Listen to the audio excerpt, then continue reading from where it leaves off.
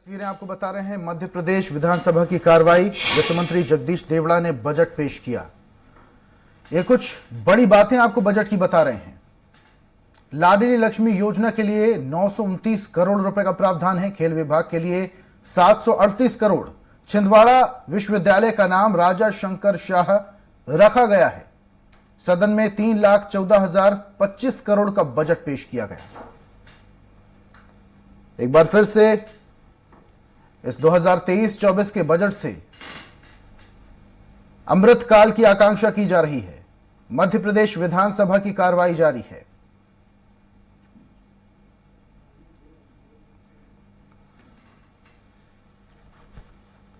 Budget की कुछ महत्वपूर्ण और बड़ी बातें आपको बता रहे हैं। प्रति व्यक्ति आय 1,40,000 हुई है, जो कि पहले से काफी ज्यादा है। सिंचाई परियोजना के लिए 11,050 करोड़। नर्मदा का पानी किसानों तक पहुंचाया जाएगा। 2 साल में 17,000 नए शिक्षकों की भर्ती होगी। यानी कि अब जो शिक्षा के क्षेत्र में नौकरी पाना चाहते हैं उनके लिए सुनहरा अवसर आ सकता है। बजट में किसी भी कर का प्रावधान नहीं किया गया है। स्मार्ट मीटर के माध्यम से बिजली मिलेगी, यानी कि अब बिजली चोरी करना मुश्किल होगा। रोजगार मूलक योजनाओं के लिए 252 करोड़ का प्रावधान। सिंचाई योजना के लिए 11,500 करोड़ का प्रावधान किया गया है। 300 गौशालाओं का निर्माण कराया जाएगा। कौशल विकास के लिए दिए जाएंगे 1,000 करोड़। स्कूलों में खाली पदों पर भर्ती होगी। डिफॉल्टर किसानों का ब्याज सरकार भरेगी। किसानों को इस बार काफी ज्यादा राहत इस बजट में दी गई है। मंत्री जगदीश देवड़ा ने बजट पेश किया। मध्य प्रदेश में 105 नए ओवरब्रिज बनाए जाएंगे। मातृ वंदना योजना के लिए 1,466 करोड़ का प्रावधान। किसान कल्याण के लिए 3,200 करोड़ का प्रावधान। प्रदेश में फूलों की खेती को बढ़ावा दिया जाएगा, यानी कि जो किसान अब फूलों की खेती करने के बारे में सोच रहे हैं उन्हें सरकार की तरफ से काफी सहयोग मिलेगा। फूलों की खेती को बढ़ावा दिया जाएगा। 1 लाख सरकारी नौकरी देने का ऐलान किया गया है। 12वीं में प्रथम श्रेणी में पास छात्राओं को स्कूटी दी जाएगी। 900 किलोमीटर लंबा नर्मदा प्रगति पथ बनेगा। खेल विभाग को 738 करोड़ रुपए देने का प्रावधान किया गया है। यानी कि प्रदेश में अब खेल प्रेमियों को और खिलाड़ियों को काफी सुविधा सरकार की तरफ से मिलने वाली है, क्योंकि खेल विभाग को 738 करोड़ का प्रावधान किया गया है।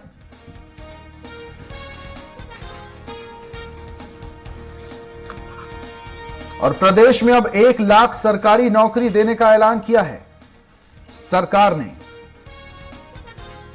स्कूलों में जो पद खाली पड़े हैं उन्हें भी भरा जाएगा।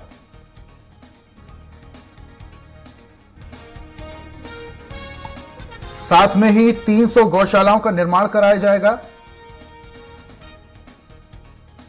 और भी कई महत्वपूर्ण बातें इस बजट में।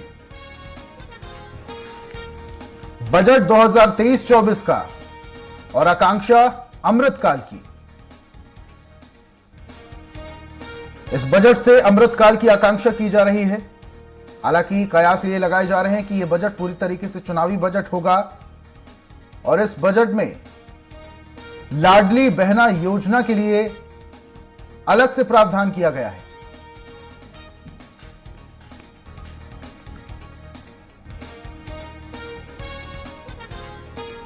आज मध्य प्रदेश का पहला ई पेपर बजट पेश किया गया।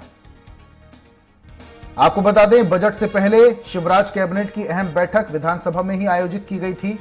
तमाम कैबिनेट के मंत्री इस बैठक में शामिल हुए थे और अब बजट पेश किया गया। बजट वित्त मंत्री जगदीश देवड़ा ने पेश किया।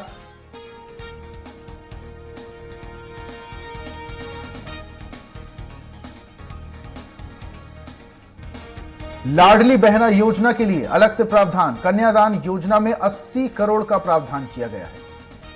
महिला स्व सहायता समूह के लिए 660 करोड़ का प्रावधान किया गया है। नारी कल्याण के लिए 1.2 लाख 976 करोड़ रुपए।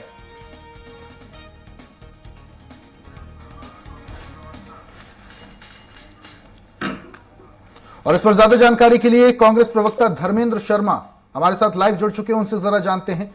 धर्मेंद्र जी, ये जो बजट पेश किया गया है, प्रदेश का पहला ई पेपर बजट पेश किया गया और कयास ये लगाए जा रहे थे कि ये बजट पूरी तरीके से चुनावी होगा, यानी कि इस बार बजट के माध्यम से जनता को ज्यादा परेशान नहीं किया जाएगा। क्या लगता है आपको, कैसा रहा ये बजट?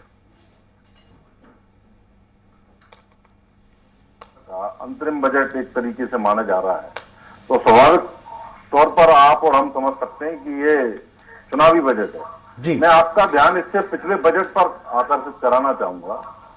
मैं ग्वालियर से आता हूं। पिछले बजट में शिवराज सिंह जी की सरकार ने ग्वालियर के लिए 3 घोषणाएं की थी।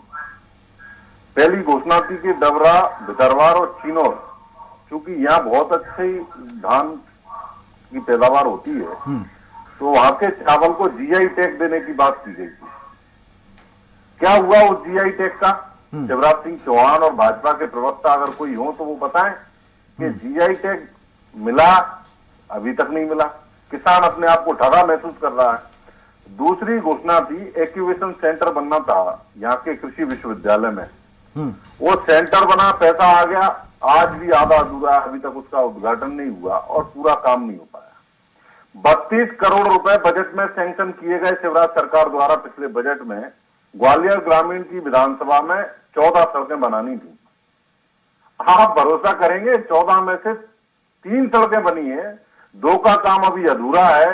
बाकी सड़कों का केवल मंजूरी कागजों में मिल गई है, बनने का नामो निशान तक नहीं है। और जब भाजपा के नेताओं और प्रवक्ताओं से पूछा जाता है काम चल रहा है, मामा जी ने नई घोषणाएं की हैं।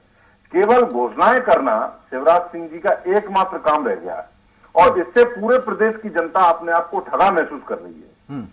आज आप देखिए, होली का त्योहार पास में आ रहा है और उसी त्योहार में बीजेपी द्वारा ये आज एक नया तोहफा दे दिया गया। गैस सिलेंडर घर का 50 रुपए महंगा और कमर्शियल 350 रुपए महंगा कर दिया गया। अब आप बाजार में खाना खाने जाएंगे तो आपको वहां पैसे ज्यादा देने हैं और घर पर बनाएंगे तो वहां भी पैसे आपके ज्यादा जाने। गरीब को राहत कहीं से कहीं नहीं है। अब शिवराज सिंह जी के इस बजट में आप देखिए, इन्होंने विकास दर का अनुमान लगाया 14% और आज ही रिपोर्ट छपी है कि 7% तक का विकास दर रह सकता है मध्य प्रदेश का। तो झूठ, जुमला और ढकोसला, इसके अलावा भारतीय जनता पार्टी के पास करने को कुछ नहीं है। जनता को गुमराह करना और झूठ बोलकर, इनसे पूछा जाता है खेत का, खलियान का बोलकर निकल जाते हैं। जब भी इनके प्रवक्ताओं से या इनके नेताओं से बात की जाए कि क्या हुआ युवाओं के रोजगार का, क्या हुआ महंगाई का, तो महंगाई और रोजगार की बात सुनते ही भाग जाते हैं। दूसरा, इनकी घोषणाओं पर बात करें कि आपने पिछले बजट में जो पैसा प्रावधान के तौर पर रखा था वो पूरा पैसा दिया नहीं, वो कार्य हुआ नहीं और आप नए बजट में नई फिर से घोषणाएं करने जा रहे हैं। तो इस प्रदेश की जनता को आप कब तक गुमराह करेंगे? आप बताइए, ग्वालियर, चंबल में इनकी पिछली टोटल घोषणाएं आप देखिए, 9 घोषणाएं थी, जिसमें से श्योपुर, मुरैना, भिंड, दतिया, गुना, अशोकनगर, उनमें से आधी से भी कम घोषणाएं अभी तक पूरी नहीं हुई। मतलब 25% घोषणाओं पर केवल काम हुआ, वो भी कागजी हुआ है। बजट में सैंक्शन करने के बाद ये हालत है।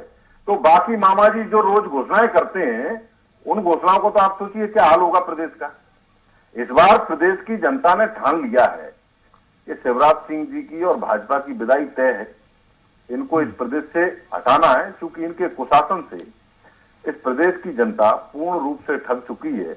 और उसका आपने देखा अभी उसकी बानगी, इनकी विकास यात्रा में किस प्रकार से जनता ने भाजपा नेताओं के मुंह पर कालिक पोतने का काम किया। इनके विधायकों के मुंह पर, मंत्रियों के मुंह पर जनता ने सीधे सवाल दागे कि आप केवल जुमले परोसने आ जाते हैं। ठीक है, धरातल पर आपने कुछ नहीं किया। ठीक है, धरातल पर कुछ भी नहीं किया और सरकार द्वारा सिर्फ जुमलेबाजी की जा रही। धर्मेंद्र जी, हमारे साथ बीजेपी के पूर्व विधायक शंकर लाल जी भी फोन लाइन पर जुड़ चुके हैं, उनसे जरा जानकारी लेते हैं। शंकर लाल जी, ये जो बजट पेश किया गया, मध्य प्रदेश का पहला ई पेपर बजट पेश किया गया, विपक्ष द्वारा कई सारे आरोप लगाए जा रहे हैं कि सिर्फ और सिर्फ राजनीति की जा रही है, सिर्फ और सिर्फ जनता को गुमराह किया जा रहा है। कैसा रहा आपके हिसाब से बजट और कितना फलदायी होगा प्रदेश की जनता के लिए? विपक्ष के पास कोई काम है नहीं, सिर्फ छाती पीटने के अलावा कि हाय हुसैन हम न रहे।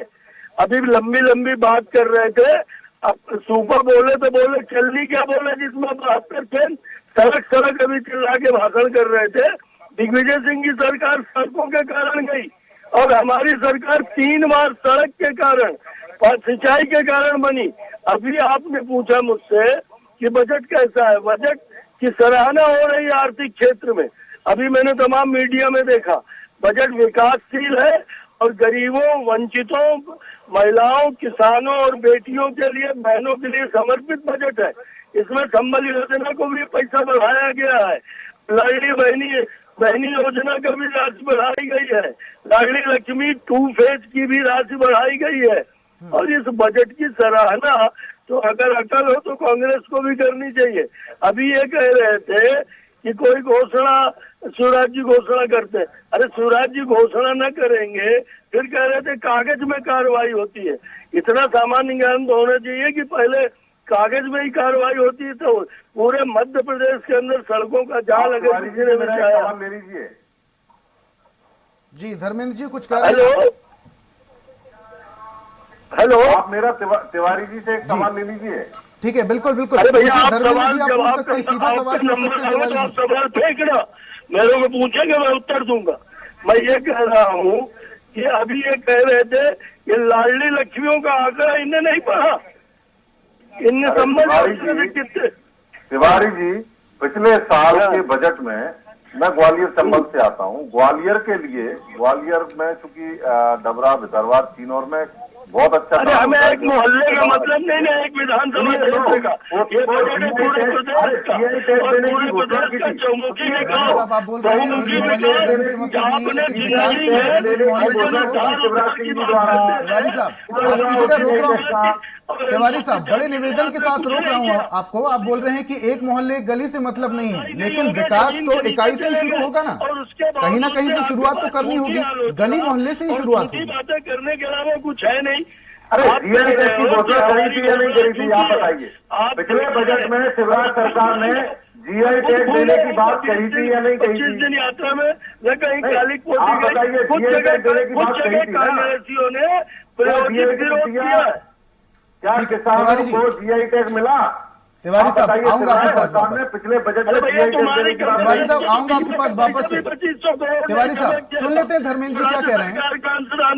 तुम बेरोजगार नौजवानों की शंकर लाल जी सुन लेते हैं धर्मेंद्र जी क्या कह रहे हैं। समय दूंगा मैं, आऊंगा आपके पास वापस से। एक बेरोजगार को भत्ता नहीं दिया। शंकर लाल जी वापस से आपके पास आऊंगा। धर्मेंद्र जी की बात तो सुन लीजिए जरा। जी धर्मेंद्र जी बोलिए। तरह तरह की अर्जियां लगा रहे। तिवारी जी बड़े वरिष्ठ हैं, मेरा तिवारी जी से आग्रह है।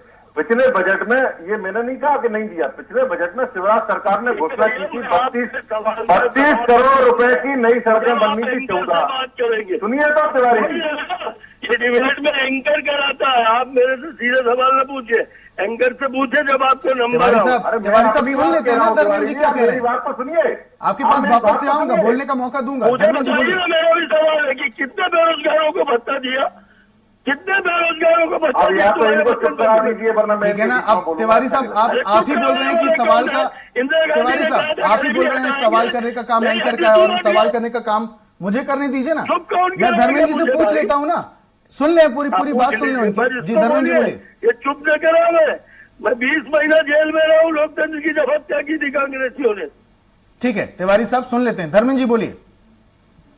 जीआई टैक्स देने का वादा पिछले घोषणा में शिवराज सरकार ने किया किसानों को, और वो 1 साल पूरा हो गया, फिर से नया बजट आ गया, लेकिन जीआई टैग नहीं मिला। आज भी किसान ठगा महसूस कर रहा है।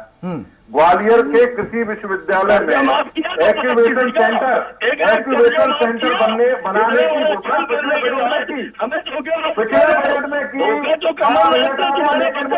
चलिए ठीक है तिवारी साहब धर्मेंद्र जी ठीक है। हमारे साथ एक और मेहमान जुड़ चुके स्टूडियो में, देवेंद्र विश्वकर्मा आर्थिक विश्लेषक हैं, उनसे जरा जानकारी लेते हैं। देवेंद्र जी, ये जो बजट पेश किया गया, मध्य प्रदेश का पहला ई पेपर बजट पेश किया गया और जनता को बहुत ज्यादा उम्मीदें थी। ऐसा कहा जा रहा है कि ये पूरी तरीके से चुनावी बजट हो सकता है, लेकिन सरकार ने जो एक नई योजना निकाली है, सबका फोकस उसमें है।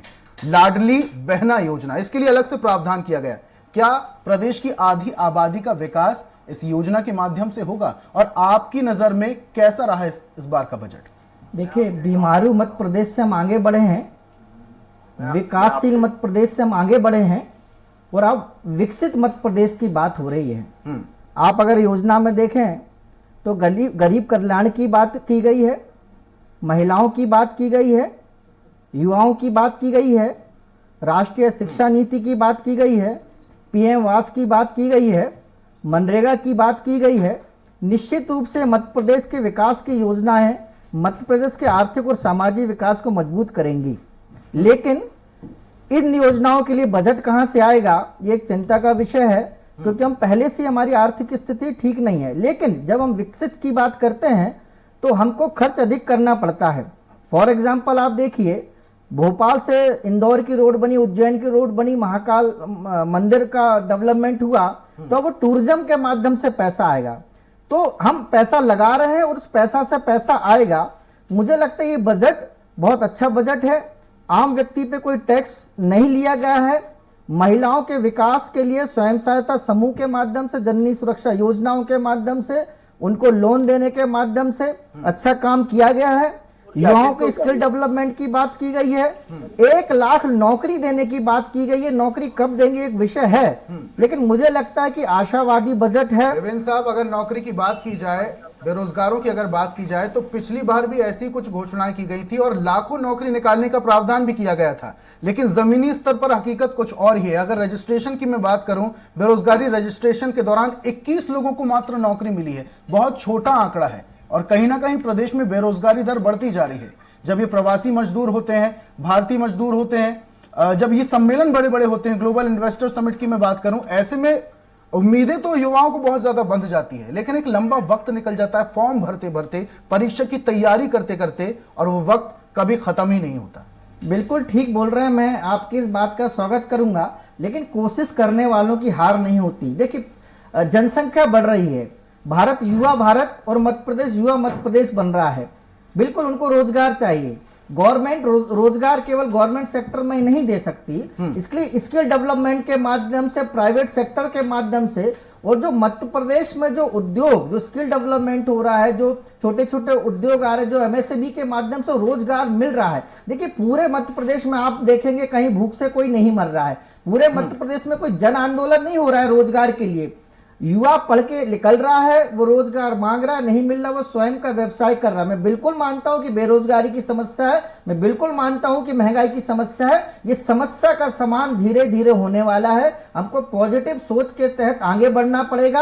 आप देखिए, मध्य प्रदेश में कृषि में आज कोई समस्या नहीं है, सड़क बिजली पानी की समस्या नहीं है, किसान को बिजली मिल रही है, पानी मिल रही है, उसका प्रोडक्शन बढ़ रहा है। लेकिन कृषि आधारित उद्योग की कमी है, निर्यात की कमी है, फिर भी हमारा निर्यात बढ़ा है। मैंने शासन को एक सुझाव दिया था, जहां जहां प्रोडक्शन ज्यादा है, जैसे आप जबलपुर में मटर का प्रोडक्शन है, नरसिंहपुर में गन्ना है, तो वहां पे क्या हम कृषि आधारित उद्योग बढ़ा सकते हैं।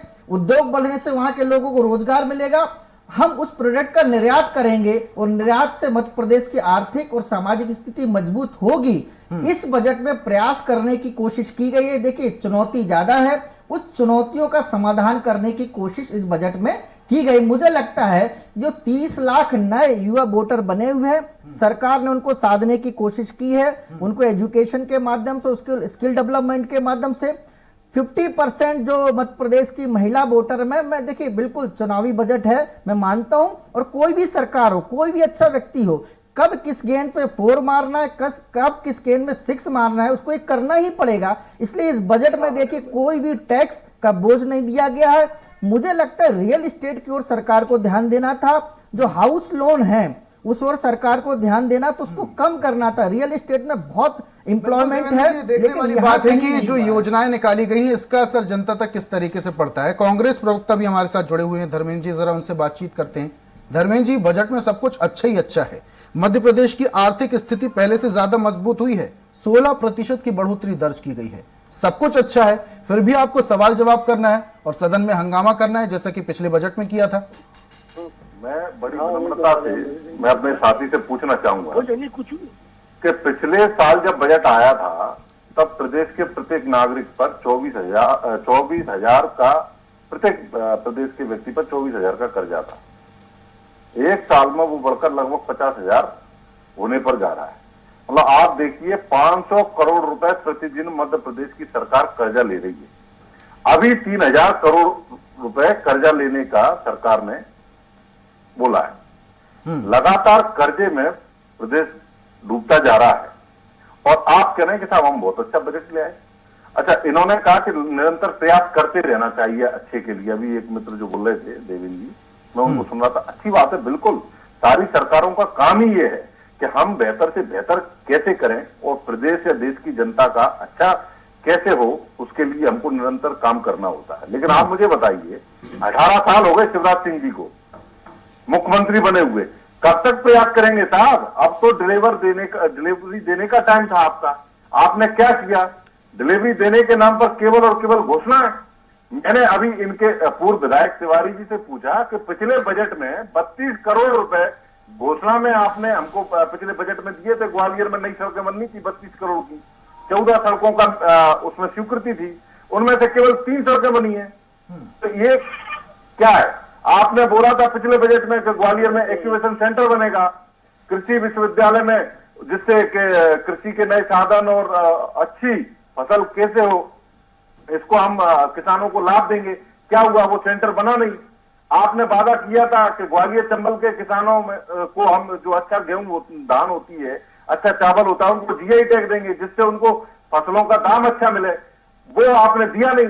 फिर आप नया बजट लेकर आ गए। अब इस बजट में आपने हमारी प्रदेश की आधी आबादी, महिला शक्ति को सशक्तिकरण के नाम पर ठगने का काम किया कि हम इतना देंगे। 18 सालों से आपने क्यों नहीं दिया? आप 18 साल से प्रदेश के मुख्यमंत्री हैं। इस प्रदेश की जनता को आप लगातार 18 साल से छलने का काम कर रहे हैं। आप देखिए, कल ग्वालियर के एक प्रमुख समाचार पत्र में छपा कि आंगनबाड़ी केंद्रों में मध्याह्न भोजन के लिए जो स्व सहायता समूह बनते हैं, उनके माध्यम से बड़े व्यापक तौर पर भ्रष्टाचार हुआ है। उसमें भाजपा के नेता और अफसरों के नाम आए हैं। तो चारों तरफ माफिया भ्रष्टाचार के माध्यम से प्रदेश की जनता को लूटने का काम कर रहा है। भ्रष्टाचार के माध्यम से प्रदेश की जनता को लूटने का काम किया है। ये तो 2023 में जो विधानसभा के चुनाव होने वाले हैं उसमें नतीजा साफ हो जाएगा। शंकर लाल जी, पूरी बात आपने धर्मेंद्र जी की सुनी और उस पर क्या प्रतिक्रिया आप देंगे? पूर्व मुख्यमंत्री कमलनाथ सीधा आरोप ये लगा रहे हैं सिर्फ और सिर्फ जनता को गुमराह करने का प्रयास किया जा रहा है इस बजट के थ्रू। और तो और जो पिछला वाला बजट था सिर्फ 40% ही बजट से खर्च हुआ है। देखिए, एक बात तो पहले मैं कांग्रेस के जो मेरे मित्र बैठे हैं उनसे कहना चाहता हूँ कि 15 महीने 12 महीने जितने दिन भी कमलनाथ इस सरकार में रहे, क्या उनको याद करके बताएंगे कि कौन सा ऐसा महीना है जब उन्होंने कर्जा न लिया हो? कर्जा लेने का अर्थ ये नहीं कि कोई कर्जे को लेकर के, और कर्जे से ही दिल्ली की सरकार चल रही, मध्य प्रदेश नहीं, देश का कोई प्रदेश नहीं। हमारी जीडीपी देखिए 16% है। हमारे हमने उत्पादन कितना। लेकिन तिवारी साहब, कर्ज की जो दर है वो तो शिवराज सरकार में ज्यादा बढ़ी है और हर सरकार कर्ज लेती है। बीच में मत बोलो, आप बोल रहे थे, बीच में बोलोगे तो बात नहीं हो। 16% आर्थिक सर्वेक्षण 16% ब्याज लेते थे किसानों को। धर्मेंद्र जी आपके पास आऊंगा, ऐसे नहीं, एक एक करके, ऐसे नहीं। मैं पूछ रहा हूँ ना कि वचन पत्र में बेरोजगार नौजवानों को भत्ता देने की बात करी थी, वो दिया नहीं दिया? और भ्रष्टाचार की बात कर रहा हूँ, 50,000 कर्मचारियों का ट्रांसफर वल्लभ भवन में 15 महीने में किया, 450 IAS IPS के ट्रांसफर किया। मैं शिवराज सिंह जी को बधाई देता हूँ और जगदीश देवड़ा जी को, जिन्होंने इतना सुंदर बजट रखा है जो मध्य प्रदेश को बीमारू राज्य से निकालना है और जिन्होंने अब विकास की तेज हो सके पूरे प्रदेश में सड़कें बनी है। उनको याद आ रही सिर्फ ग्वालियर की 1-2 सड़क, उसमें भी आप बता रहे हो कि 3 सड़कें बनी है। मैं कह रहा हूँ आपने 50 साल कर लिया। 14 सड़कें बननी थी, 14 सड़कों के लिए 32 करोड़ भैया 14 बनेंगी। और आप तकलीफ न उठाइए, आपको जनता ने घर बैठा दिया है, हम बना रहे हैं। तब हम 3 बार चुनाव जीते हैं। पिछली बार छल किया आपने वचन पत्र में किसानों के साथ, इसलिए 5-7 सीट आपकी ज्यादा आ गई। उपचुनावों में हम जीते हैं। आप बताइए, आप झूठ बोल रहे हैं। बेशर्मी की हद होती है। तिवारी जी, आप इतने वरिष्ठ हैं, पिछले बार घोषणा की कि जीआई टैग मिलेगा किसानों को, वो मिला नहीं, नई साल आ गई, अब नया बजट आ गया। अरे कितने मंत्री तो रो रहे थे, आप बताइए कितने मंत्री रो रहे थे कि पैसे नहीं है खजाने में। आप जैसे वरिष्ठ व्यक्ति से तो मुझे किसानों को सम्मान निधि कैसे बढ़ा सूरज सिंह जी ने? ऐसे नहीं, धर्मेंद्र जी आऊंगा आपके पास। आपको तिवारी जी की बात पूरी हो जाने रोना दीजिए। जनता ने आपको रोने के लिए स्थिति बना दी, आपको नहीं बैठा दिया। कांग्रेस पार्टी को बहुमत दिया था। ठीक है तिवारी साहब, धर्मेंद्र जी अभी मेहमान हमारे साथ जुड़े हुए हैं, जरा उनसे भी बातचीत कर लेते हैं। चित्ते कहता है निराशा। FICCI हमारे साथ सौरभ जी जुड़े हुए, उनके पास जाऊंगा, उनसे बातचीत करूंगा। सौरभ जी, ये जो मध्य प्रदेश का पहला ई पेपर बजट पेश किया गया, इसके बारे में क्या ख्याल है? कितना कारगर साबित होगा प्रदेश की जनता के लिए, और सबका फोकस एक ही योजना पर, लाडली बहना योजना, जिसके लिए अलग से फंडिंग की जाएगी? देखिए, ये पहली तो ये बात सच है कि एक चुनावी बजट है जहां पर सरकार का पहला उद्देश्य था कि हम सभी पक्षों को हम कुछ ना कुछ दें। इसमें मैं एक बात जो बार बार निकल कर आ रही है उसके ऊपर थोड़ा सा प्रकाश डालना चाहूँगा कि कोई भी बजट जो है वो भारत देश में डेफिसिट फाइनेंसिंग के अंदर आता है, और डेफिसिट फाइनेंसिंग में बजट लेने के लिए हम हमेशा कर्जा लेते हैं। केंद्र सरकार भी कर्जा लेती है और राज्य सरकारें भी कर्जा लेती है, और कर्जा लेने के लिए जो भारत का संविधान है, उस संविधान में ये एकदम क्लियर कट मेंशन है एक्ट के द्वारा कि आप कितना तक कर्जा ले सकते हैं। तो मध्य प्रदेश हो या कोई दूसरा राज्य हो, वो उसके अधीन ही आता है, उसके आगे कर्जा हम नहीं ले पाते। अब कर्जा लेने के बाद, जैसा कि इस बजट में दिख रहा है, आप कर्जा लेकर आप उसका एक्सपेंडिचर कहाँ कर रहे हैं, ये मायने रखता है। तो इस बजट में ज़्यादातर जगह जो एक्सपेंडिचर किया जा रहा है, या आज की डेट में ज़्यादातर सरकारें जो एक्सपेंडिचर कर रही है, वो कैपिटल एक्सपेंडिचर कर रही है। मतलब सड़क बनाने के लिए, नए इंफ्रास्ट्रक्चर को डेवलप करने के लिए, नए उद्योगों को डेवलप करने के लिए। तो जब हम कैपिटल इंफ्रास्ट्रक्चर में बजट को खर्च करते हैं, उस पैसे को, कर्ज लिए हुए पैसे को खर्च करते हैं, तो वो पैसा हमको GST और रोजगार और अन्य तरह के माध्यमों से वापस मिलता है, जिसे हम चुका सकते हैं।